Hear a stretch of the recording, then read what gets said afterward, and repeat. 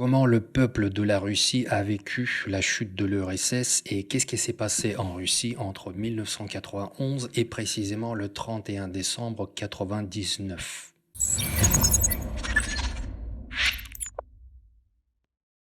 Et avant que je vous raconte tout ça, pour ceux qui ne me connaissent pas, découvrez mon livre Psychologie des nouveaux riches, le récit d'un serviteur. Pour ceux qui me connaissent déjà mais n'ont toujours pas fait le pas, vous avez toujours la possibilité d'acquérir le livre et de le lire. C'est un essai société dans lequel j'explique le fonctionnement de la psychologie humaine du point de vue sociologique, pourquoi les nouveaux riches en accident à l'argent fou perdent complètement la tête.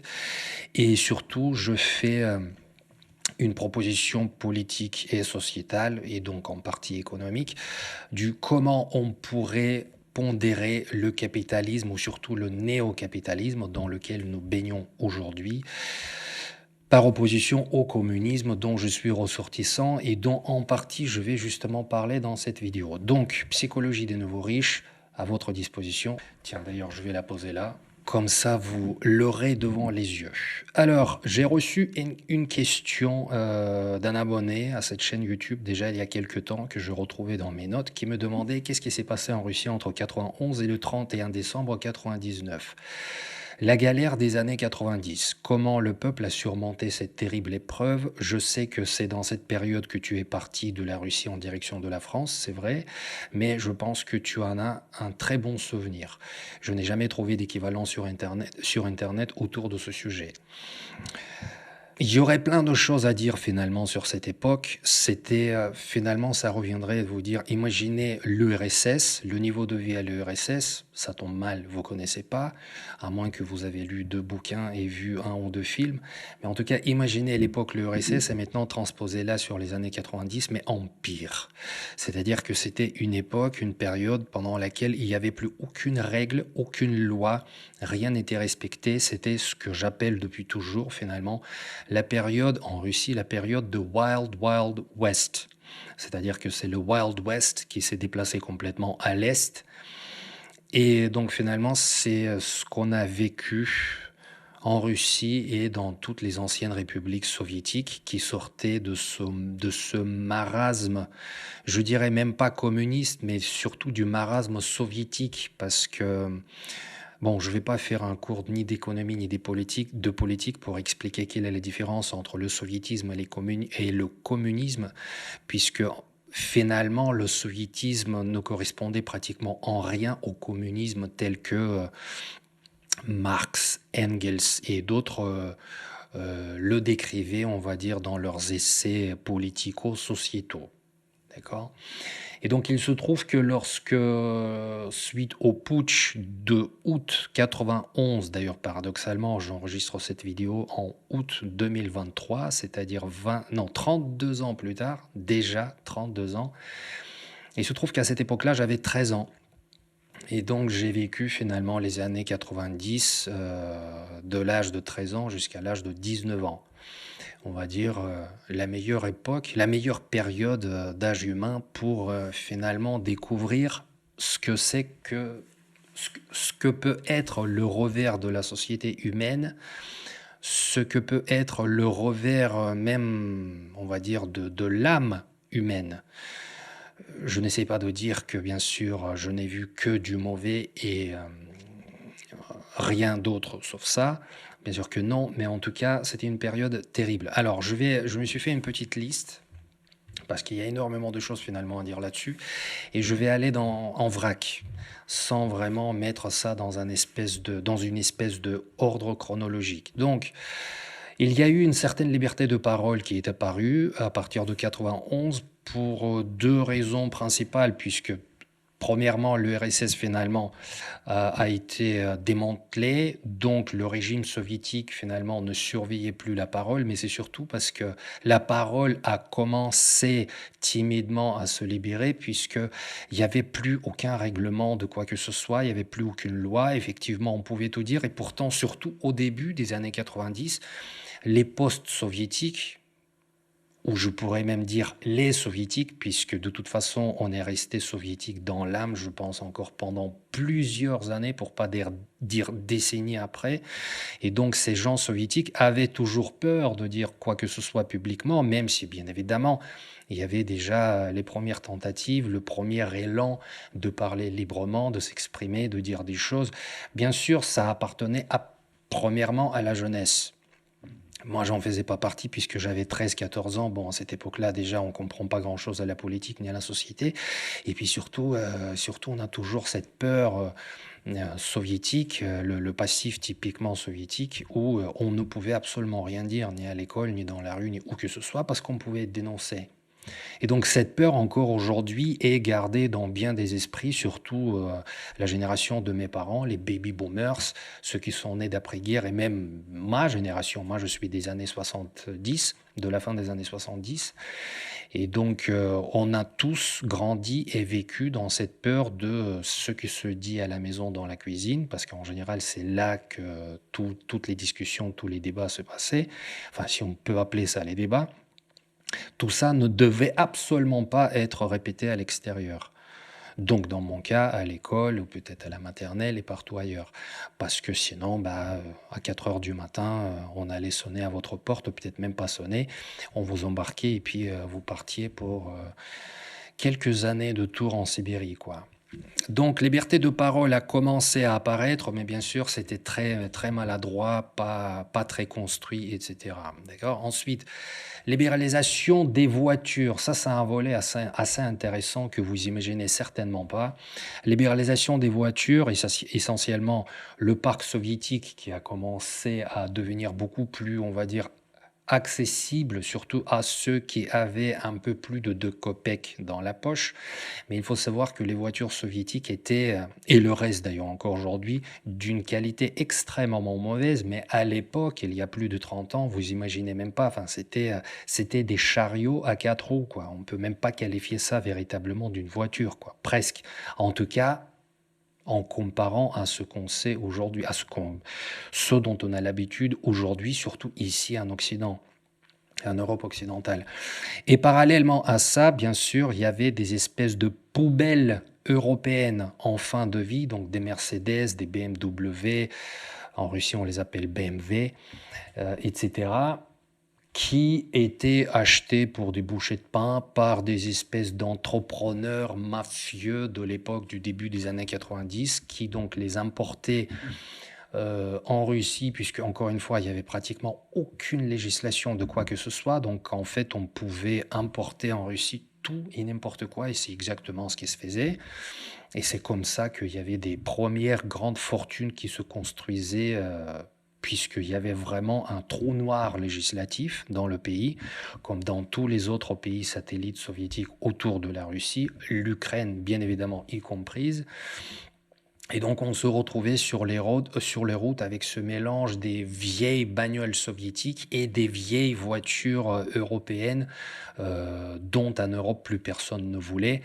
Et en Russie, on se l'arrachait. C'est là que je me souviens dans les années 92, on va dire. Oui, on va dire à partir d'à peu près 89, déjà ça a commencé. Avant le putsch, c'était déjà la fin de la perestroïka, c'était la fin de l'ère Gorbatchev. Et donc il y avait déjà certains entrepreneurs, donc sous régime soviétique, ce qui en soi ne pouvait pas exister idéologiquement parlant. Ils ont commencé déjà à importer certaines bagnoles de l'Allemagne essentiellement, donc c'était des vieilles Mercedes, des vieilles Skoda éventuellement pour ceux qui avaient moins de budget et compagnie. Et donc c'est là que dans les années 89-90, j'ai commencé à repérer, oui, de temps en temps dans les rues de Moscou, ces voitures-là, quoi. Je les regardais, pour moi c'était quelque chose d'hallucinant, quoi. J'ai jamais vu ça. Et ensuite, dans les années 90, ça a commencé à se libéraliser davantage, puisque on a commencé à vider en fait les poubelles, encore une fois, les poubelles européennes, les casses oui, c'est ça, les casses européennes, et on importait tout ça en Russie. Et là, les gens se l'arrachaient. On était heureux d'acheter une bagnole avec 200-250 000 kilomètres, juste selon le principe que c'est une voiture occidentale, que c'est une Mercedes, que c'est une Volvo, une BM, une Opel, enfin tout ce que vous voulez.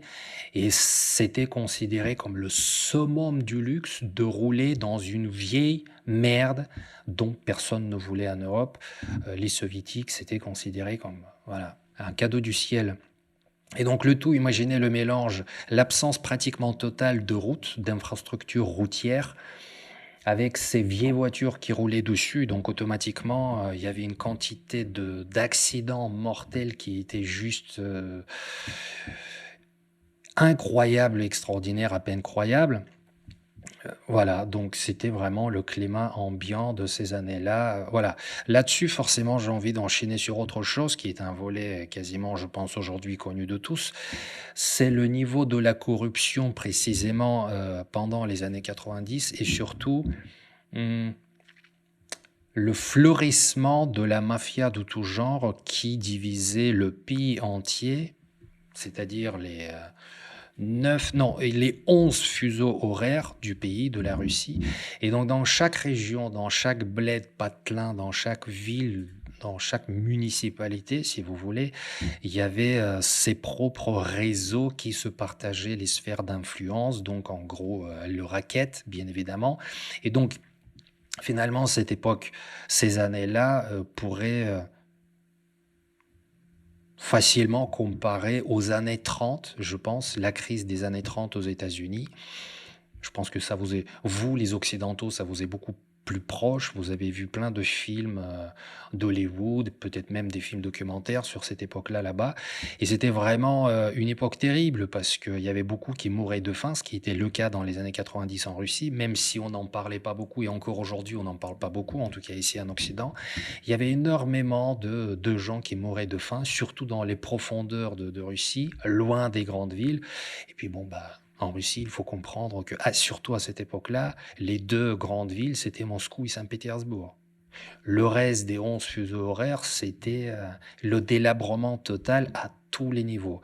Social, économique.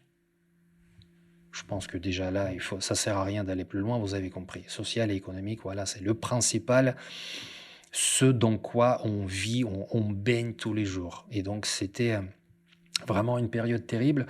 Il y avait des règlements de compte en plein centre-ville, il y avait des meurtres avec des armes à feu en plein centre-ville, en plein jour.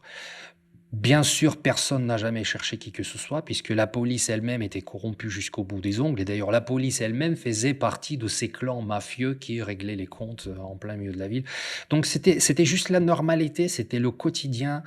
Alors si c'était pas des meurtres en plein jour, quand on tirait carrément à la Kalachnikov ou avec des flingues sur des voitures ou simplement on descendait un mec comme ça en pleine rue, bah c'était des bagarres. C'est-à-dire qu'on défonçait la gueule de quelqu'un qui aurait mal regardé quelqu'un d'autre, qui ne s'est pas plié à certaines règles économiques instaurées donc par le clan en place qui était en train de, ou qui n'a pas payé, je sais pas moi, là, j'ai oublié le mot en français, comment on appelle ça, mais qui n'a pas donné sa part mensuelle ou hebdomadaire, je sais pas, euh, au requêteur qui passait.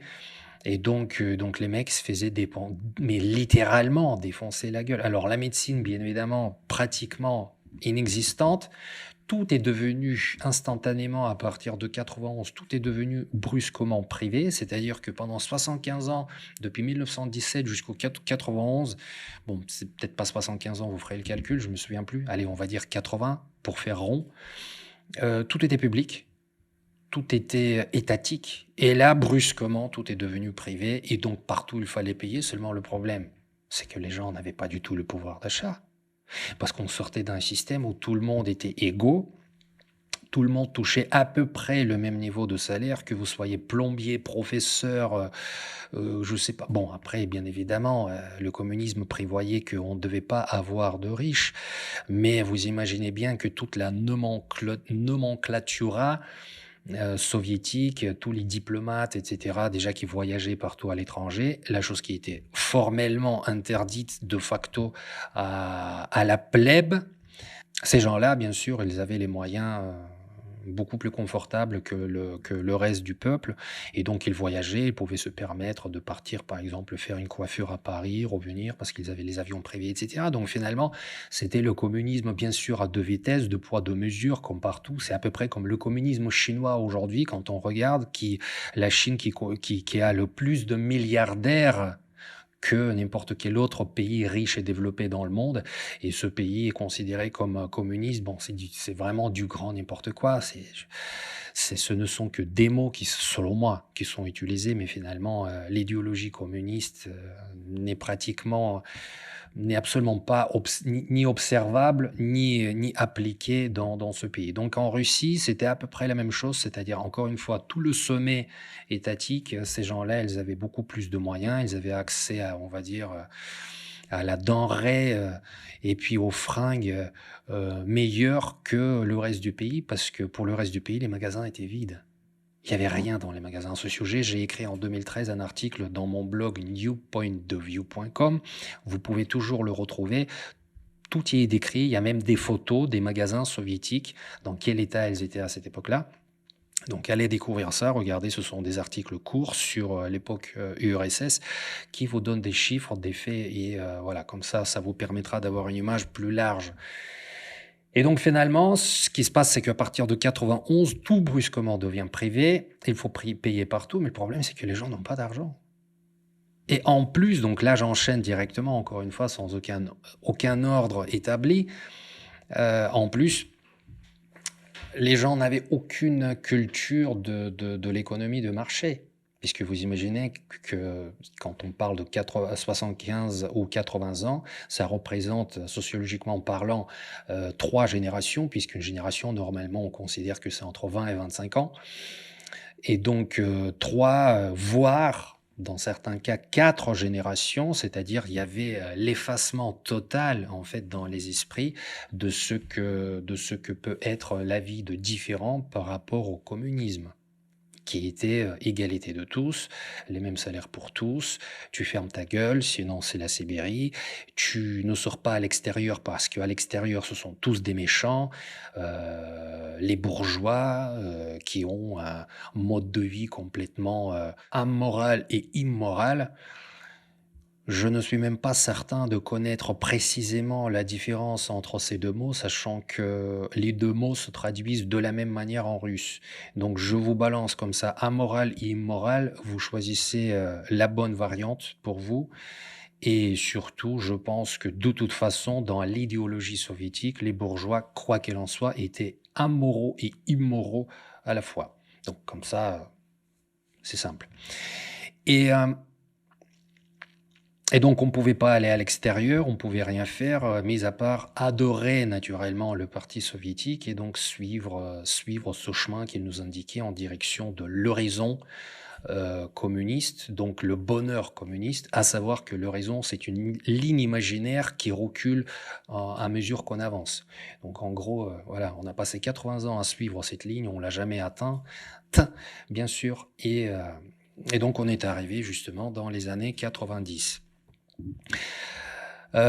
Ensuite, naturellement, après l'époque soviétique et surtout après la période de perestroïka, l'état général des villes était tout simplement catastrophique. Il y avait pratiquement aucune infrastructure. Les routes étaient littéralement défoncées, déjà si on peut les appeler les routes, bien sûr. Les façades des immeubles, tout ça, j'en parle même pas. C'était bon, voilà, je veux dire. Si un immeuble quelque part tombait, bah, c'était considéré tout simplement quasiment comme normal. Et pratiquement personne n'en était responsable.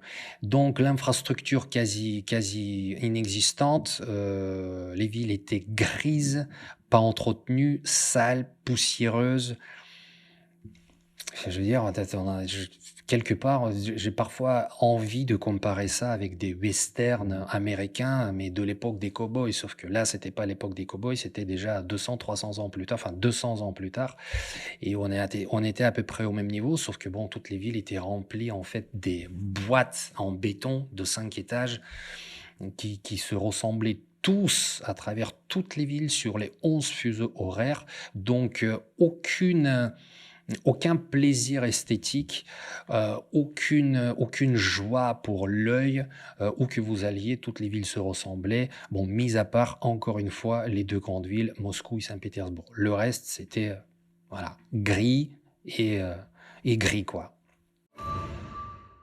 Magasins, les produits ont commencé à faire leur apparition progressivement. Pourquoi? Parce que donc forcément, il y avait bien sûr des gens avec la fibre, d'entrepreneur et ils ont commencé à aller à l'étranger proche, donc la Pologne essentiellement, la Turquie, la Chine. En Asie, on allait beaucoup aussi et on commençait à importer en Russie absolument tout, puisqu'il y avait plus aucune production en Russie. Bon, mis à part bien sûr, quelques concombres, quelques patates qu'on faisait encore pousser de temps en temps et qu'on pouvait trouver dans des magasins locaux.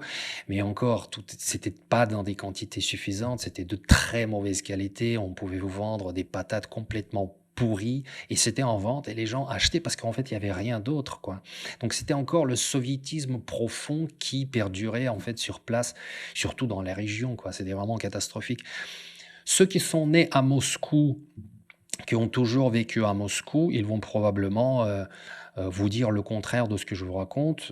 S'il y a des francophones enfin les Russes francophones qui vont m'écouter, ils vont forcément, ne pas être d'accord avec ce que je raconte. Mais j'ai l'habitude en fait, puisque je sais depuis même dans ma famille, par exemple, une partie de ma famille les gens qui étaient nés à Moscou, qui ont toujours vécu à Moscou, ils ont toujours connu les conditions de vie bien meilleures que celles que je vous décris.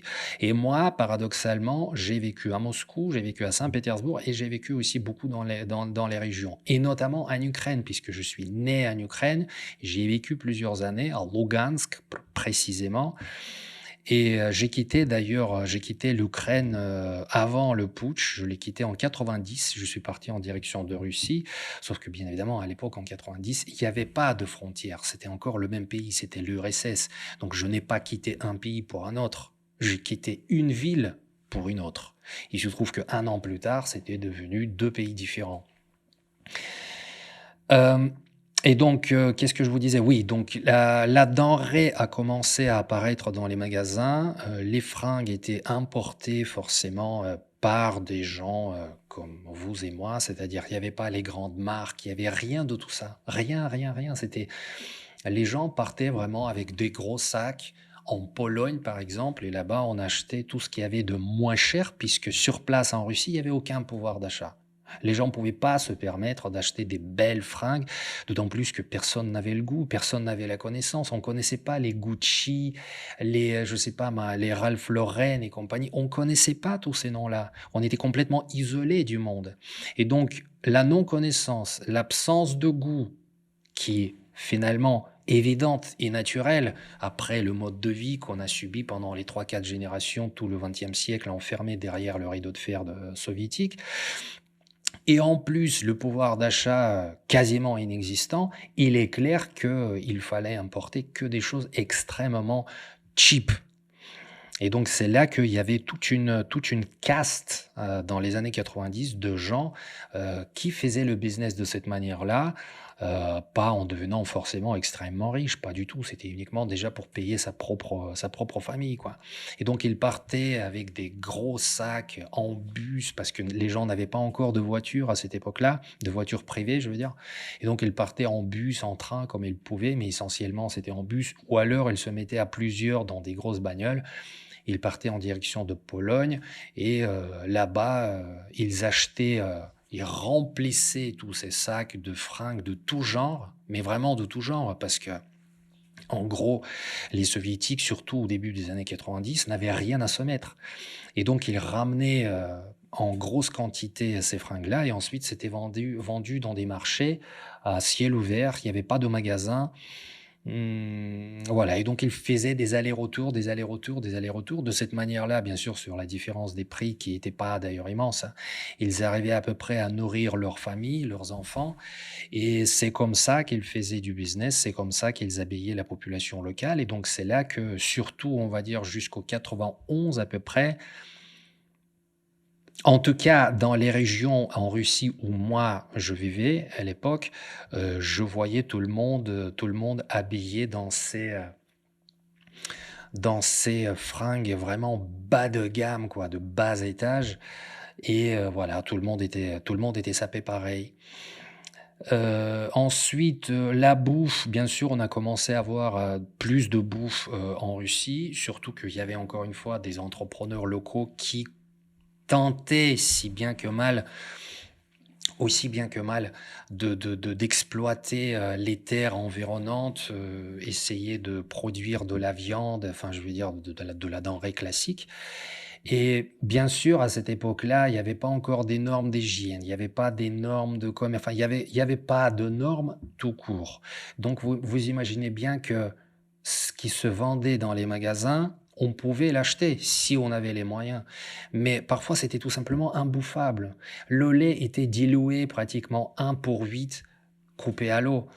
La viande pouvait être, je sais pas, non frigorifiée pendant tout le transport parce que, bah, tout simplement, il y avait pas de voiture frigorifiée et donc finalement, quand elle se retrouvait dans le magasin, on voyait qu'elle était déjà pratiquement variée et elle était quasi pourrie et pourtant ça se vendait et les gens achetaient quand même et ils essayaient de la cuisiner, de la mariner, de faire quelque chose, bah, parce que tout simplement, il fallait survivre, il fallait bouffer et comme je vous ai dit tout à l'heure, il y avait des gens qui mouraient de faim. Ça existait aussi. Donc oui, c'était une période assez dramatique. Encore une fois, pour résumer, sans pouvoir d'achat, sans la moindre possibilité finalement de faire quoi que ce soit, de créer une entreprise parce qu'il y a pas de capital. Donc il fallait commencer vraiment petit à petit, petit à petit, petit à petit. Et forcément, quand vous commencez dans ces conditions, l'État ne vous aide pas, aucun cadre juridique, aucune protection légale contre la mafia locale, contre le racket, parce que de toute façon, c'est déjà la police elle-même qui rackettait. Voilà, c'était d'ailleurs le premier racket, on va dire, ou racket, je sais pas comment on dit, qui finalement pourrissait la vie à tout le business naissant. Voilà, c'était le climat ambiant, en particulier du début des années 90, et puis bon, bah finalement, ça a duré bien sûr jusqu'à l'arrivée de Poutine. D'ailleurs, j'ai commencé cette vidéo en disant que jusqu'au 31 décembre 99, qu'est-ce qui s'est passé le 31 décembre 99? Il se trouve que Yeltsin, qui était au pouvoir à partir du putsch de 91 jusqu'au 31 décembre 99, en fait, au moment de son discours qu'il a adressé au peuple russe le soir donc du Nouvel An de l'an 2000, il a annoncé sa démission, soi-disant pour des raisons de santé, mais alors, en partie, c'est vrai qu'il était complètement défoncé entre l'alcool, plus la vieillesse, plus tout le reste, mais c'est surtout qu'il était complètement incompétent et corrompu, et finalement, plus personne ne pouvait le supporter, mais c'est surtout qu'il n'arrivait pas, en fait, à faire quoi que ce soit pour que ça roule en Russie, et donc c'est là qu'il a annoncé la candidature de Poutine, que tout le monde connaît, qui est toujours là et qui sera là encore pendant X temps, ça on le sait aussi. On en a presque la certitude. D'ailleurs, pourquoi dis-je presque? On en a la certitude. Et donc là, c'était forcément la grande annonce le 31 décembre 99. Et lorsque Poutine est arrivé, finalement, effectivement, dans les années 2000, il a commencé à mettre de l'ordre. Il a démantelé pas mal de réseaux mafieux. C'est là que euh, son nom m'échappe, là, un oligarque russe qui s'est retrouvé derrière les barreaux pendant plusieurs années.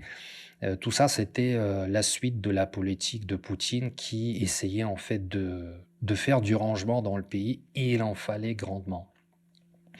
Alors, malgré la rhétorique euh, occidentale autour de Khodorkovsky, il s'appelait Khodorkovsky, autour de la rhétorique occidentale autour de Khodorkovsky, comme quoi c'était un businessman qui s'est retrouvé illégalement derrière les barreaux, ça c'est ce que dit l'Occident. D'accord? La réalité était tout autre. C'est-à-dire que ces gens-là, pendant les années 90, après avoir amassé non pas des millions, mais des milliards, après avoir volé littéralement le peuple russe, enfin soviétique, on va dire, comment dire, par le biais d'accaparement des industries soviétiques, euh, en fait, elles sont devenues tellement désabusées qu'ils considéraient que, en fait, il y a personne au-dessus, quoi. Et finalement, quand Poutine est arrivé, ben, il fallait qu'il leur explique que si, les gars, maintenant c'est moi au-dessus, donc maintenant vous allez vous calmer. Et donc Khodorkovsky, c'était un des premiers finalement qui l'a ramené, maladroitement, étant très sûr que qui est Poutine, on le connaît ni d'Ève ni d'Adam. Bon, il se trouve que Poutine, bah, lui, il a mis de l'ordre. Et donc c'est là que Khodorkovsky est parti en prison. Voilà. Ensuite, donc toujours sur les années 90, je vous ai dit que donc 99% de la population ne comprenait absolument rien à l'économie du marché. Donc vous imaginez bien que quand on passe brusquement en 91, 92 de l'économie de commande qui est le communisme à l'économie de marché qui est le capitalisme, bah, tout ce qu'on connaissait de l'économie de marché, c'est que ça s'appelle le capitalisme. Mais personne savait le définir. Et le problème, c'est que toute la nomenclatura soviétique qui était en place au pouvoir un peu partout, elle s'est retrouvée de facto au Kremlin. Et c'est d'ailleurs encore aujourd'hui, 30 ans plus tard, le cas. Et vous imaginez bien que surtout à cette époque-là, ces gens-là, ils étaient complètement et parfaitement incompétents. Ils ne savaient pas, déjà, ils ne savaient pas vraiment, ou ne serait-ce que théoriquement, c'est quoi l'économie de marché, mais comment voulez-vous diriger un pays qui est en délabrement, mais total, intégral à tous les niveaux. Donc forcément, bon, bah, c'est en fait, c'est se battre contre les moulins à vent, quoi. Donc on importait absolument tout en Russie puisqu'il y avait aucune production. Les télés, les magnétoscopes, enfin je veux dire les voitures, la bouffe, les fringues, absolument tout. Il y a rien qui était produit sur place. Tout s'est arrêté. Il y avait aucun financement parce qu'avant c'était l'économie de commande, c'est-à-dire que c'est l'État qui distribuait les commandes aux industriels en disant il faut que vous produisiez cette année tant de, je sais pas moi, de ferraille, tant de fringues, tant de patates, etc. Et là, plus rien. Et donc, comme il n'y a plus de commandes étatiques, donc plus de financement. Mais personne ne savait encore comment il fallait trouver l'argent par d'autres tuyaux parce que les gens ne connaissaient pas, ne savaient pas le faire, ne connaissaient pas ce fonctionnement.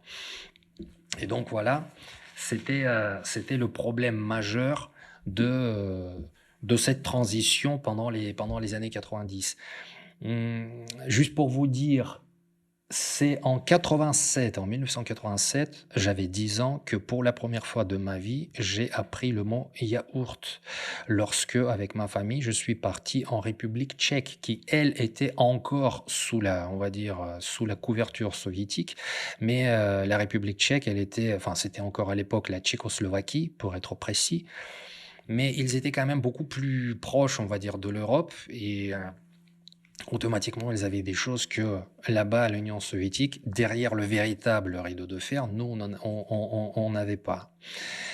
Et par exemple, c'est seulement je pense que c'est en 90 que j'ai découvert ce que c'est qu'une cassette vidéo, VHS, et ce que c'est qu'un magnétoscope. J'arrivais même pas à imaginer dans ma tête du petit soviétique comment on pouvait mettre une cassette dans un truc et voir un film à la télé, quoi. Pour moi, je ne comprenais pas comment techniquement c'était possible. Pour moi, on pouvait voir les films uniquement à la télé quand c'était projeté par le truc central qui vient directement de Moscou, de quelque part. Voilà. Et c'est seulement en 94 que j'ai vu pour la première fois de ma vie un CD et que je l'ai tenu entre les mains. Et pour moi, c'était quelque chose comme une soucoupe volante, quoi. Je regardais le truc, je me disais, putain, 94, d'accord? En 87, j'ai découvert ce que c'est qu'un yaourt. Tandis que vous, ici en France et partout en Occident, les CD, vous les aviez déjà depuis le début des années 80. C'est pour ça que ça me fait toujours doucement rigoler, pour ne pas dire hystériquement rigoler, quand les Occidentaux de tout âge, mais surtout de mon âge, me disent «Mais t'écoutais pas les Beatles quand t'étais petit? Mais genre, mais vous mangiez pas les trucs justement là, les yaourts chez vous là, les fromages blancs, je sais pas?» Ou tu pas regardé le dessin animé là de Disney quand tu étais petit? Je fais: «Putain les mecs, je sais pas combien de fois il faut vous expliquer. Rideau de fer, d'accord? Régime soviétique. On était enfermés, on n'avait rien, bordel de merde». Je sais pas dans quelle langue il faut vous l'expliquer. Non, on n'avait rien de tout ça.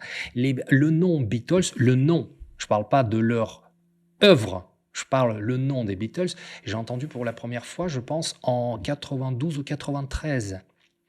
comprenez qu'on était isolé, on vivait sur une île déserte, certes, très grosse île, 11 fuseaux horaires, certes, mais on vivait sur une île déserte, isolée du monde progressiste, appelons-le comme ça. Ensuite, bien sûr, toujours pendant cette période-là, donc il y avait le pillage de l'industrie de la fin de l'ère soviétique qui était dans un état pitoyable, mais tout de même, c'était des usines qui encore fonctionnaient, bien que mal. Et donc, c'était le pillage, premièrement, par les Russes eux-mêmes qui ont compris que c'était le moment qu'ils pouvaient devenir propriétaires de ces trucs-là et qu'ils pouvaient faire avec ça fortune. Et c'est exactement ce qu'ils ont fait. Tous les oligarques que vous connaissez aujourd'hui, qui sont d'ailleurs très confortablement installés dans leur manoir londonien, new-yorkais, parisien ou autre, qui font, je sais pas moi, 1500 mètres, 2000 mètres carrés habitables, bah, ces gens-là, ce sont ce qu'on appelait, en tout cas en Russie à l'époque, les voleurs dans la loi. Ce sont les gens qui se sont accaparés en fait ces moyens nationaux. Ils les ont fait devenir privés en devenant propriétaires en fait de ces usines-là. Et on en connaît la suite, quoi. Parallèlement à ça, bien sûr, il y avait aussi d'autres gens qui profitaient de toute cette période, c'était les Américains. Nos partenaires américains, comme d'habitude, bien sûr, ils étaient partout. Ils le sont d'ailleurs toujours encore aujourd'hui, malheureusement pour nous tous. Et donc les Américains, ils arrivaient finalement dans cette Russie totalement, encore une fois, sans aucune législation, aucun cadre juridique, et ils achetaient pour un bouchée de pain des usines entières, donc ils achetaient des parts dans des usines et aussi on payait le stock militaire soviétique, les armes, enfin je veux dire les bombes, tout ce qu'on veut, des roquettes, tout ce qu'il y avait dedans, tout était payé. Et d'ailleurs ça c'était très bien montré dans le film Lord of War. Lord of War avec Nicolas Cage qui est sorti en 2006 si ma mémoire est bonne. Et donc là-dedans, dans ce film-là, il y a des séquences entières qui montrent très bien comment ces stocks-là étaient vendus par des généraux en place, donc qui s'enrichissaient forcément, et toutes ces armes partaient en direction des conflits qu'il y avait à cette époque-là, essentiellement en Afrique, mais aussi à travers tout le monde entier, donc au Moyen-Orient, en Asie et en Afrique surtout.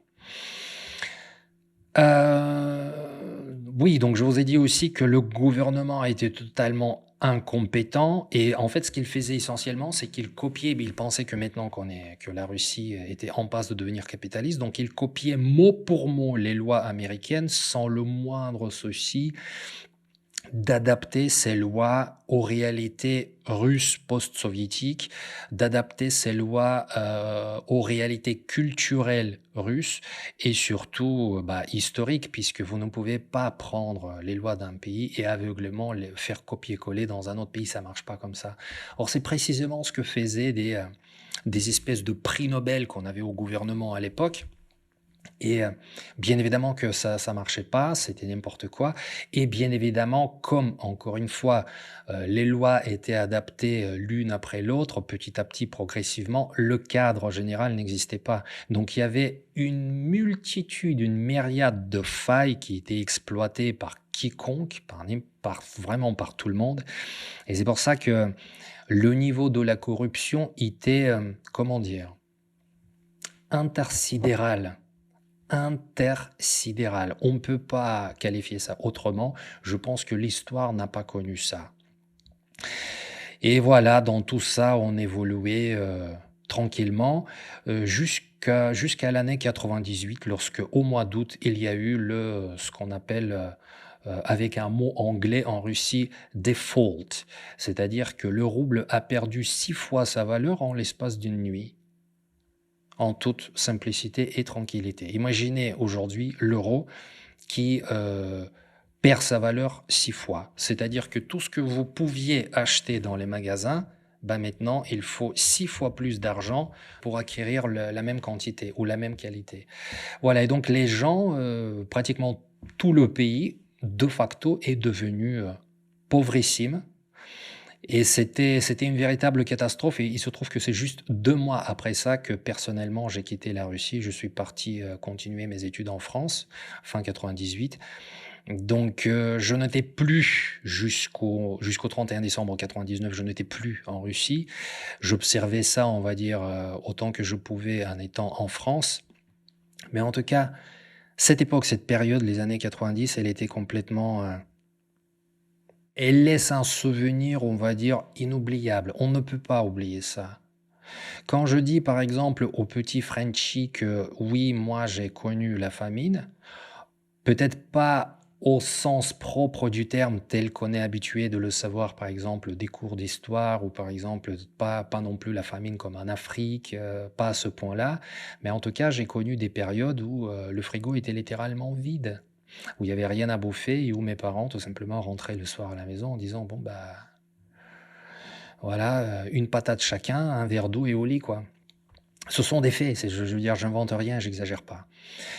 Heu, donc on peut pas dire qu'on avait absolument rien à se mettre sous la dent, mais en tout cas, ce n'était absolument pas une alimentation normale, saine, agréable, confortable.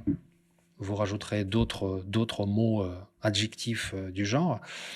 Donc voilà, j'ai connu tout ça dans les années 90, effectivement en Russie.